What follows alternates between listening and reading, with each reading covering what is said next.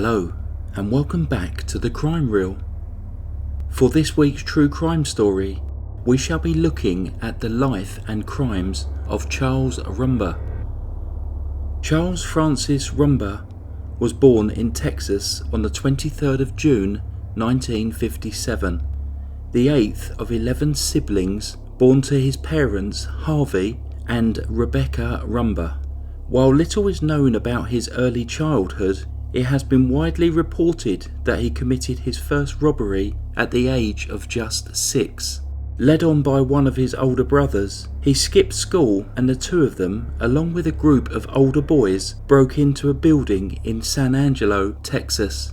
It can be assumed that this criminal activity continued throughout his younger years, as at the age of 12, Charles committed what is thought to be his first armed robbery. Arriving at a service station, armed with a tire iron, he robbed the till before leaving the scene of the crime on a stolen bicycle. He was arrested shortly afterwards and spent the remainder of his childhood bouncing between reform schools, juvenile centres and psychiatric facilities. The reason for his admittance into these psychiatric facilities at an early age is unknown. When Charles was 17 years old, he was living in San Angelo with one of his sisters. His life of crime continued. At the end of March 1975, armed with 2 guns, Charles robbed a nearby motel and made off with $350. Just a few days later, he was ready to conduct another robbery. On the morning of Friday, April the 4th, 1975, 58-year-old Michael Fiorelli arrived at his jewellery store, Michael's Jewellery. Michael opened up his store every morning.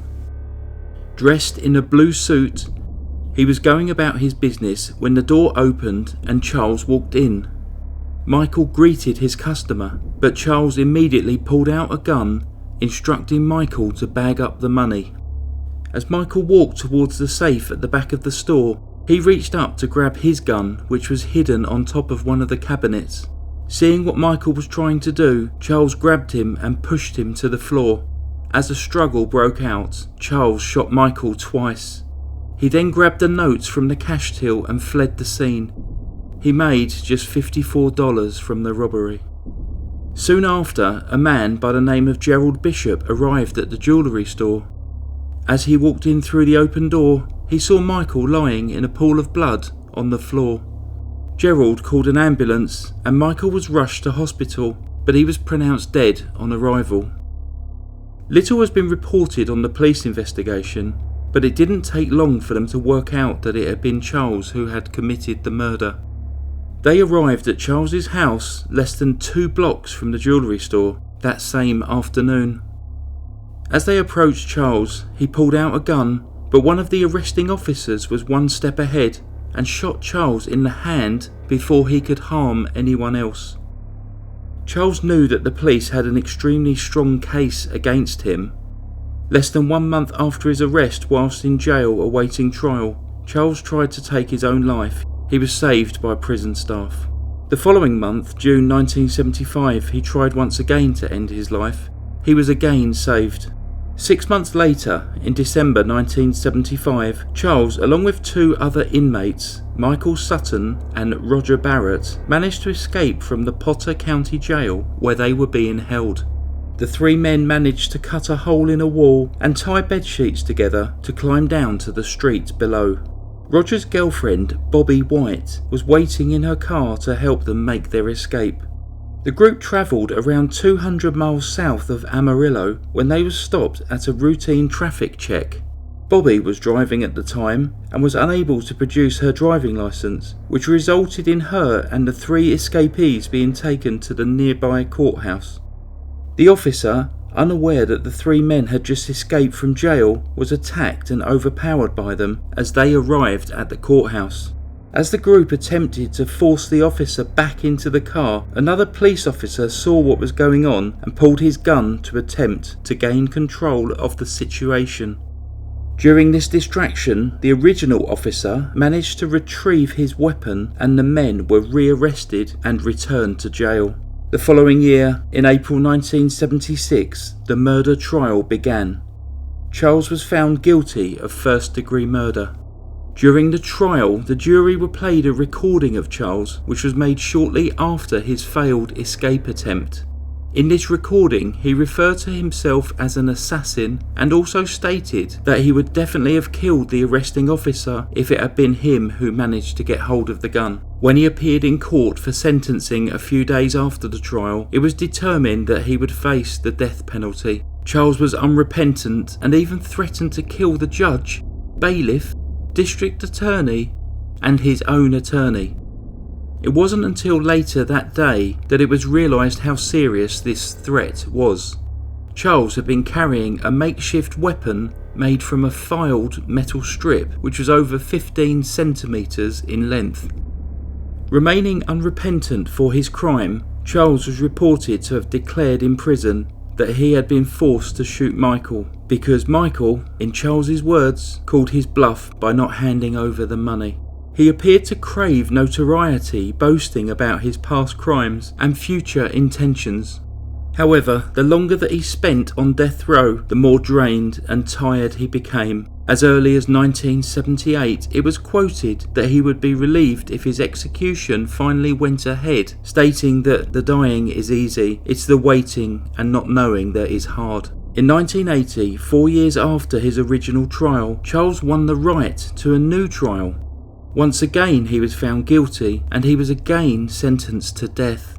An execution date was set for the 23rd of July 1982. However, 3 days before this was due to take place, a judge granted a stay of execution. Charles decided that he no longer wanted to appeal his case, and later that year he instructed his lawyers not to appeal any further on his behalf. However, his parents were not satisfied with this decision and petitioned the court to determine whether Charles was mentally competent to take the decision to stop his appeal of the death sentence. During this 1983 hearing, Charles decided to take matters into his own hands. Rather than waiting for the legal system to decide his fate, he decided that he wanted to conduct his own execution. He managed to smuggle a 6-inch makeshift knife into the courtroom. As the marshal assisted him, Charles lunged at him with the knife, screaming, "Shoot me!" In self-defence, the marshal did just that. The bullet struck Charles in the chest and he was rushed to hospital in a critical condition. After extensive surgery and losing part of one of his lungs, followed by a long hospital stay, he survived his injuries and was returned to death row. An execution date was set for the 11th of September 1985. This was nearly 10 years after Charles had been placed on death row, longer than any other juvenile in American history. During his time on death row, Charles built a small coffin of wooden matchsticks. It was lined with blue velvet and a red bandana. He wanted it to be used to hold his cremated remains. Protests regarding his execution were extensive. It was argued that he should never have been sentenced to death as he was a minor when he committed the crime. Amnesty International became involved, claiming that his execution would violate international agreements. However, these agreements had never actually been ratified by the United States. As the execution time approached, Charles spent his final few hours with friends and relatives, seeming calm and relaxed, even going so far as cracking jokes with them. His final visitors were 3 of his sisters. Despite being present in the building prior to his execution, his mother chose not to visit him at that time. He requested a flour tortilla with a glass of water for his final meal. He then showered and talked to the prison chaplain. Charles was then strapped to a gurney and the lethal injection was administered. He was pronounced dead at 12:27 a.m. He was 28 years old. It was the first time in over 20 years that someone was executed for a crime that they had committed as a minor. Shortly before his death, Charles reportedly claimed that his time on death row was like serving a life sentence. He was quoted as saying, "I believe in reincarnation. Whatever I did in my previous life must have been pretty bad to deserve this. Maybe when I come back next time, I'll have learned something." Many would argue that it wasn't his behaviour in the previous life that had led him to this end, but his actions in this one.